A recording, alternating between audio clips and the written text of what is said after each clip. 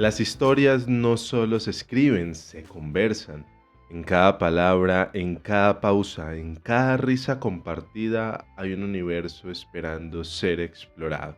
En el corazón de Jericó, entre calles que huelen a café y montañas que susurran versos, el AI Festival nos regaló un espacio para detenernos y escuchar. Allí, entre letras y voces, me senté con Alejandro Gaviria, un pensador inquieto, un narrador de ideas, alguien que convierte la conversación en todo un arte. Bienvenidos a De Parche con las Letras, donde las historias no solo se cuentan, se viven.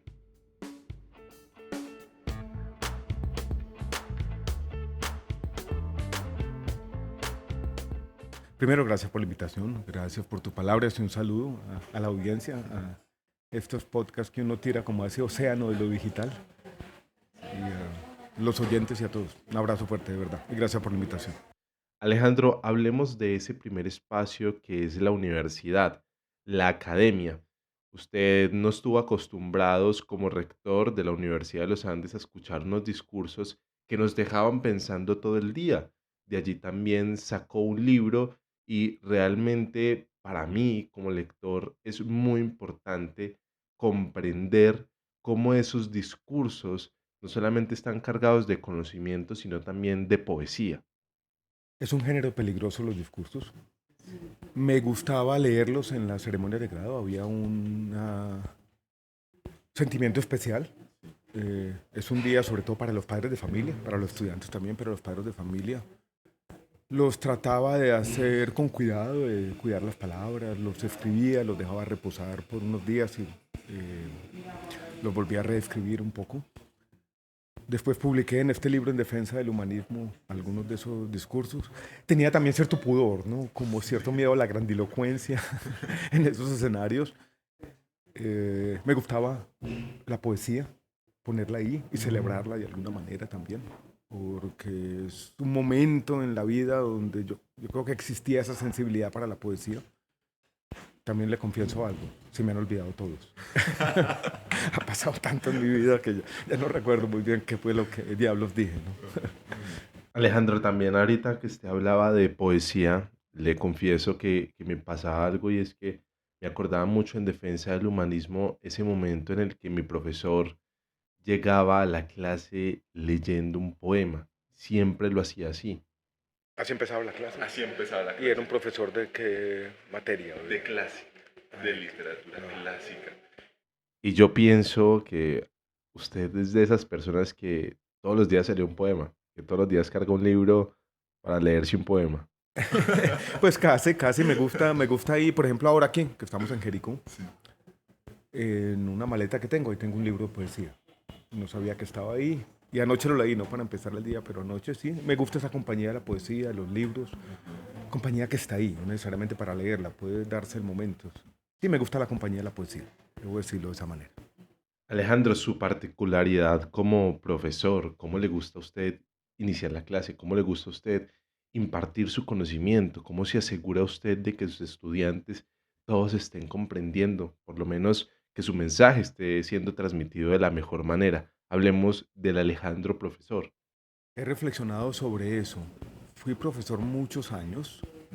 Me gustaba la clase magistral, pero con cierta conversación, mayéutica.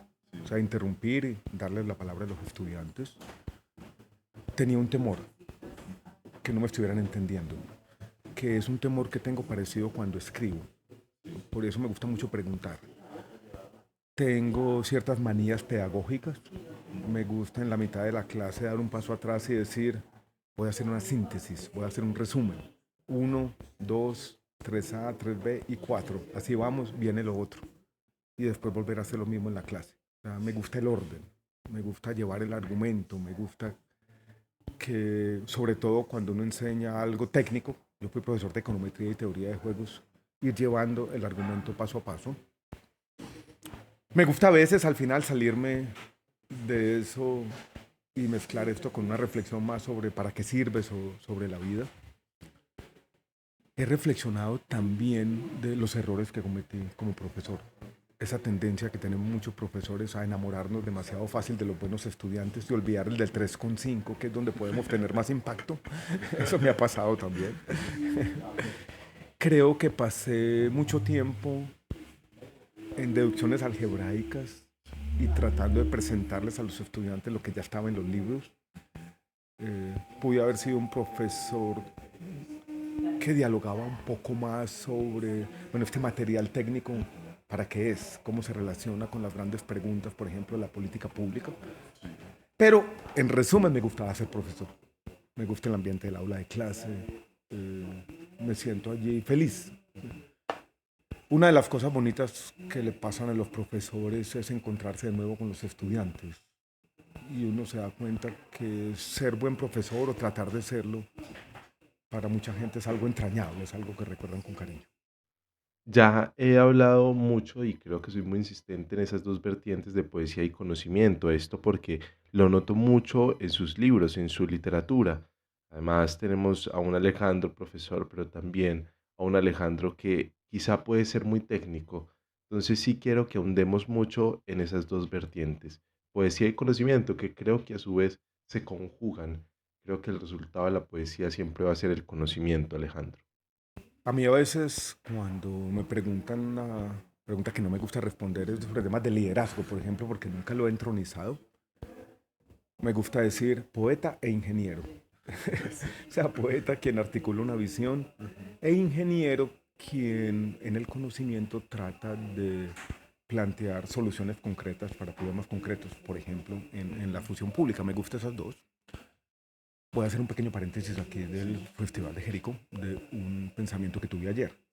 Ayer estuve en la conversación de Juan Gabriel Vázquez sobre su última novela y salí con esta sensación de que él hacía una defensa quizás un poco exagerada de la superioridad epistemológica de la literatura y la novela. Yo no la he tenido así. Cuando tú dices poesía y conocimiento, sí, literatura y conocimiento, pero también las ciencias sociales, me gusta ser un poco más ecléctico. No me gusta coger el cirio de la literatura, agarrarlo con las dos manos, cerrar los ojos e ir hacia la primera comunión. O sea, me gusta también decir, a veces la lectura no se conecta con lo que estoy pensando. Leer es difícil. Eh, Me gusta ser un poco más desordenado. Para decir todo esto, no me gusta esa celebración permanente de la literatura. Creo que tenemos que tener también una visión escéptica. Me gusta aproximarme a ciertos textos con más escepticismo. No sé tú qué relación tienes con la literatura o con la lectura. Sí, Si a veces eres justamente, capaz de dejar un libro que no te guste y decir la culpa es del libro, no es mía. sí, justamente nuestro manifiesto está eso. El manifiesto es eso, ¿cierto? Sí, Sí. cada quien es libre de poder dejar, abandonar, criticar, tener esa visión escéptica, Tachar, tachar tachar. y decir esto no me gustó. Exacto. Y yo me demoré para eso. Ok. Cuando me enfrentaba con un texto, yo me acuerdo por ahí estando en el colegio, entonces había leído García Márquez y él decía William Faulkner y yo leía y no entendía Mm, y sentía remordimiento. Hoy puedo decir, quizás con los años me pueda volver a conectar, pero está bien eso. Alejandro, en esta casa también entrevistamos a Juan Gabriel Vázquez, con él conversamos especialmente sobre esas tres fases o quizá esas tres personas, que es el historiador, el periodista y el literato o la literatura. Y él decía un poco que el literato viene a ser es el que conjuga, el que coge, el que organiza todas aquellas cosas que el historiador y el periodista han investigado. ¿Usted está de Yo estoy de acuerdo con acuerdo que el eso? literato, el novelista, sobre todo sí, el novelista que conoce bien su oficio, sí, ya con experiencia, puede hacer un buen compendio de la experiencia humana sí. y juntar el contexto histórico, Ujú, juntar la crónica, juntar las historias de vida. Lo que no estoy de acuerdo es que él parece insinuar que es la única forma, ujú, que la única forma que tiene de alguna manera un atisbo a ese mundo sí, complejo es el novelista. Yo creo que no, yo creo que puede haber... Él dijo ayer algo que me llamó sí, la atención. Si uno quiere entender cómo vivía alguien en la Francia napoleónica, cómo vivía la guerra, tiene que leer La guerra y la paz de Tolstoy, y quizás la única forma de aproximarse a ese mundo. Yo no creo que sea así. Yo creo que hay científicos sociales, historiadores que nos pueden dar una idea de ese mundo sí, casi tan buena como la del novelista. totalmente.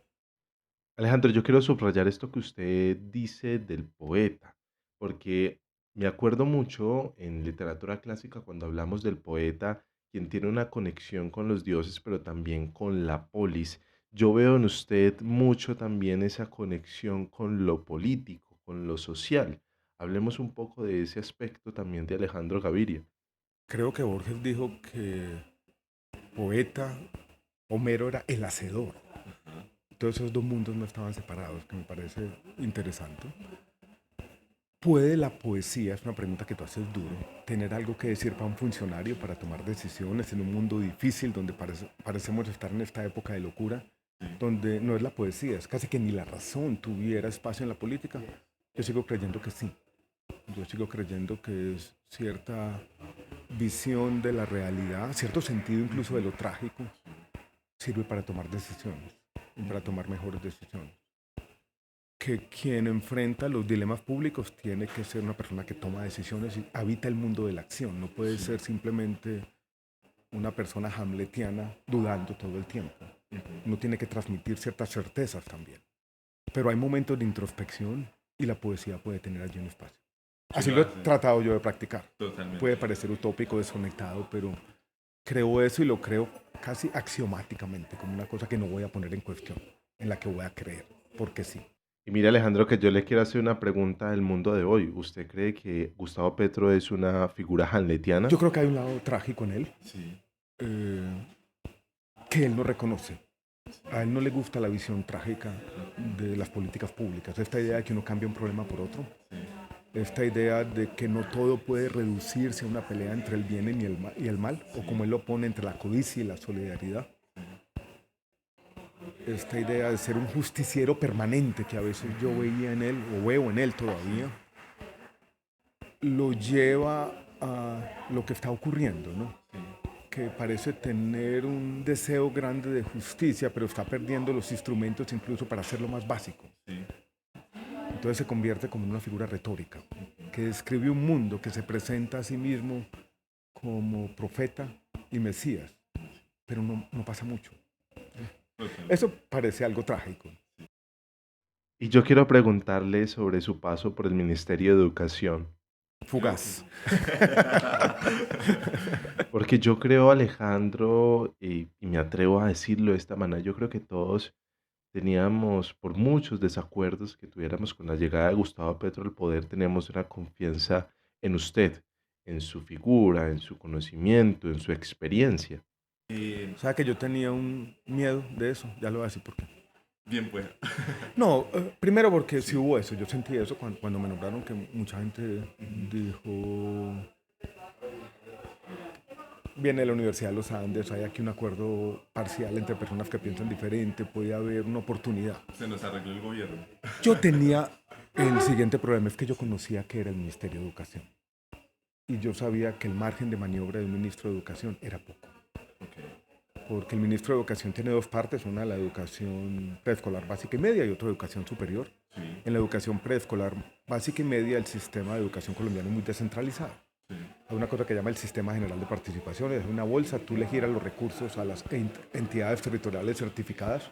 En el fondo los departamentos manejan la educación de pequeños municipios y rural y las grandes ciudades manejan la educación propia.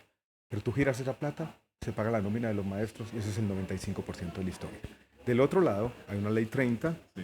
que define cuánto le giras a cada universidad. Las universidades son autónomas, giran esa plata y las universidades toman sus decisiones.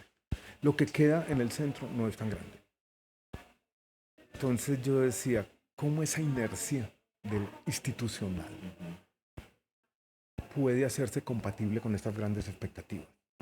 Eso de un lado. Y del otro, yo tengo que confesar que cuando yo tuve la primera reunión con el presidente Petro, esto no lo he dicho, no se lo he dicho a nadie, sobre su visión de la educación, salí preocupado, no la compartía. Él tenía una visión de la educación, sobre todo la educación superior, primero que me parece interesante, un compromiso político. Los jóvenes me eligieron, yo les voy a responder Totalmente. con lo que están demandando más vehementemente, que son las oportunidades de educación superior. No voy a esperar hasta la educación preescolar. Mi compromiso es con la generación de jóvenes actual, no con la que viene hacia el futuro. Eso me parecía interesante y me parecía un asunto de seriedad política, de responderles a los jóvenes. pero su visión de la educación superior yo no la compartía plenamente. Él quería construir sedes universitarias por todo el país. Y cuando yo le preguntaba dónde está la articulación con la educación media, dónde vamos a conversar con las comunidades sobre cuál es la idea de la educación superior, dónde está la reflexión sobre los programas, dónde están los profesores, él pensaba en infraestructura. En algún momento me alcanzó a decir, podemos hacer unas sedes universitarias con containers. Y yo siempre he creído que la universidad necesita una masa crítica.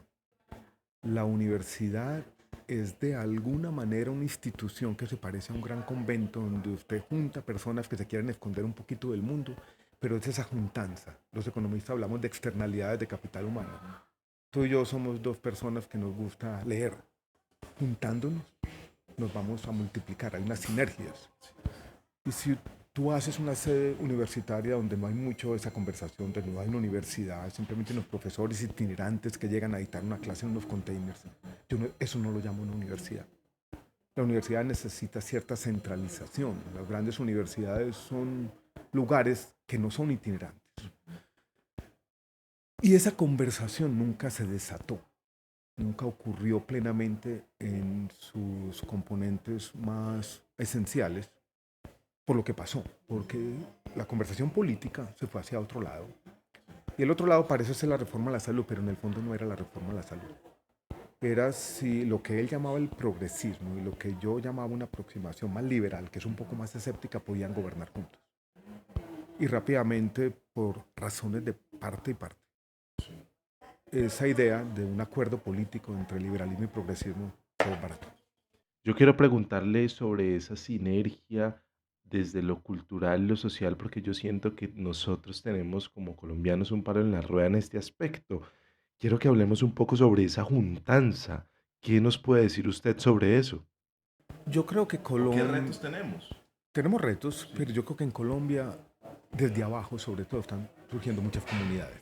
Y esas comunidades se están encontrando. Estamos aquí en Jericó en un festival de ideas y tú ves aquí una heterogeneidad, un punto de encuentro, una conversación y un optimismo compartido sobre el papel de la cultura.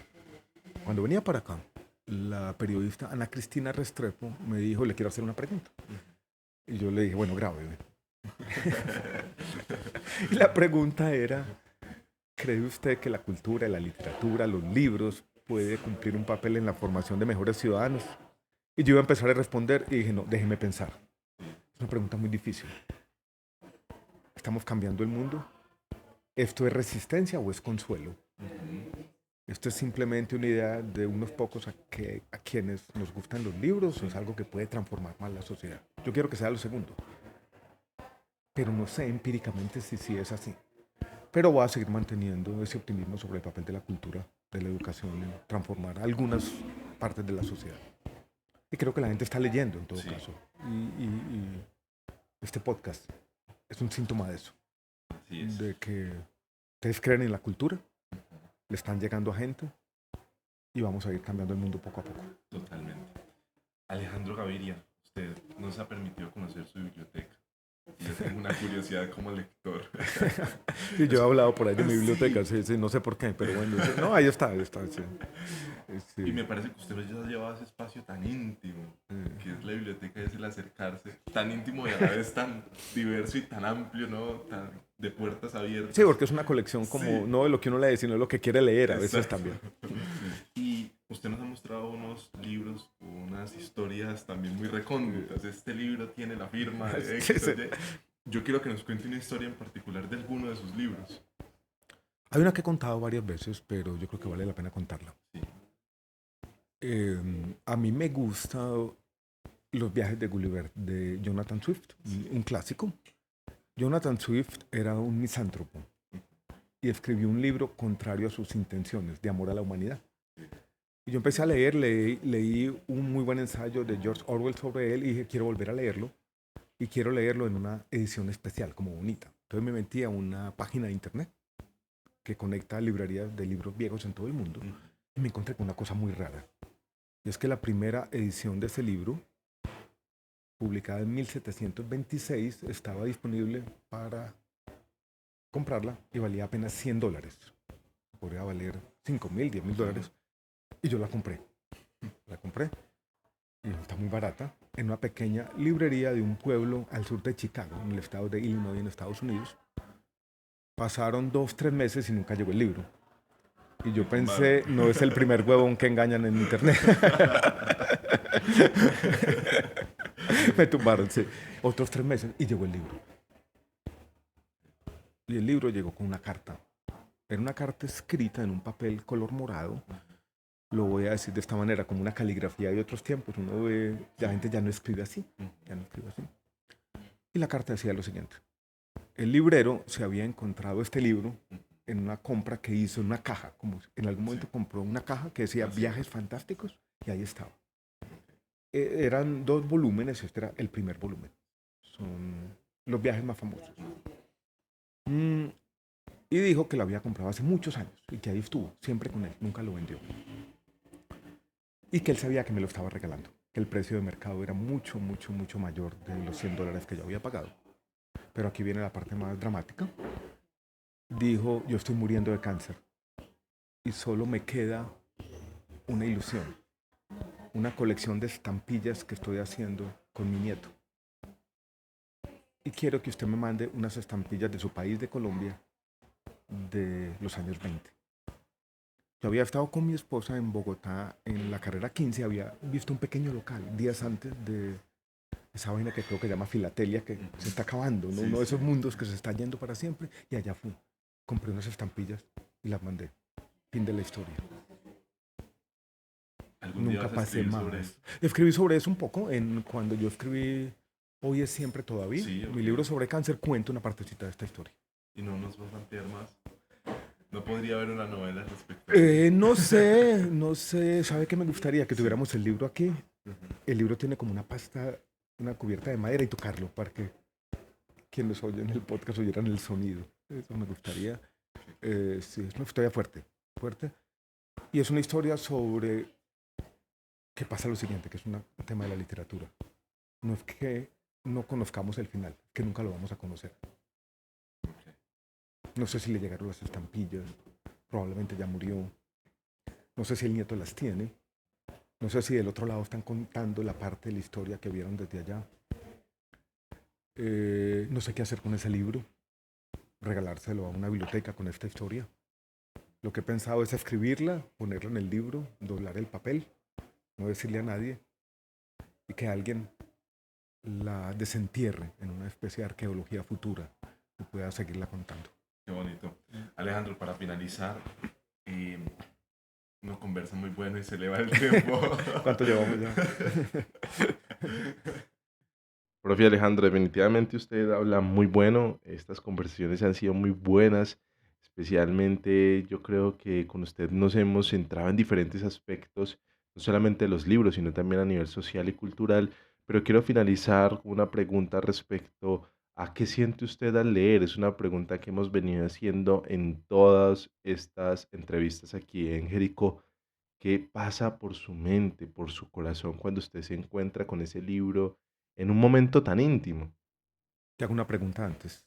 ¿Tú eres lector de capítulo, de párrafo o de frase? ¿Qué te emociona más? El capítulo. El capítulo. A mí no. Yo siento a veces cuando estoy leyendo un párrafo que está bien escrito, que representa, perdón por el lugar como una epifanía, ¿no? Una forma de escribir, me da una emoción. Siento una emoción y cuando siento esa emoción, como que me paro, no sé muy bien qué hacer con ella. Paro, doy una vuelta. No es como la estructura del capítulo donde la historia tiene el desenlace. No es la gran novela que digo, uy, por Dios, espectacular, que también me gusta, pero es como el párrafo. Por eso quizás me gusta la poesía. Una emoción especial. Sí, como que las palabras se juntaron de una manera que transmitieron una emoción particular que en el fondo es casi existencial. Es que yo atisbé una partecita de la vida que nunca me había imaginado. Y me gusta, como hago un paréntesis en el párrafo, abro paréntesis arriba, cierro paréntesis abajo y en una libretica apunto la página para revisitar ese párrafo de vez en cuando. El último que miré es una novela de un escritor, creo que se llama... La novela se llama Las Horas, hubo una película sobre ella, creo que se llama Michael Cunningham. Y es sobre el primer beso que le dio a su novia. Y que yo resumo en una frase. Es la promesa de la felicidad, que es la felicidad misma. No era ese beso, era las felicidades futuras que él veía contenidas ahí. Yo leí eso y me produjo como una emoción muy bonito esto. Ya está listo el próximo libro. No sé, hermano, no sé. No le está rascando ni idea. No, estoy con Ricardo Silva haciendo un intento. Nosotros tenemos este podcast Tercera Vuelta. Que es muy bueno. Y esa conversación que es un poco más improvisada, volverla en un intercambio no epistolar, pero como de correos electrónicos. Estamos intentando ver si podemos construir un libro de esa manera. Alejandro Gaviria, muchas gracias por estar en De Parche con las Letras. Muchas gracias. Abrazo fuerte. Las buenas conversaciones no terminan, solo hacen una pausa, y esta fue solo una de muchas historias que recogimos en Jericó en el mágico AI Festival. Si te gustó este episodio, prepárate porque hay muchas más voces, más relatos y más encuentros inolvidables con escritores que nos regalaron su visión del mundo. Síguenos en nuestras redes sociales para que no te pierdas ni un solo episodio y únete a nuestra comunidad que vibra con las palabras. Nos encuentras como @deparcheconlasletras en Instagram, Twitter, X, ya y TikTok. Esto fue De Parche con las Letras y nos escuchamos en el próximo episodio.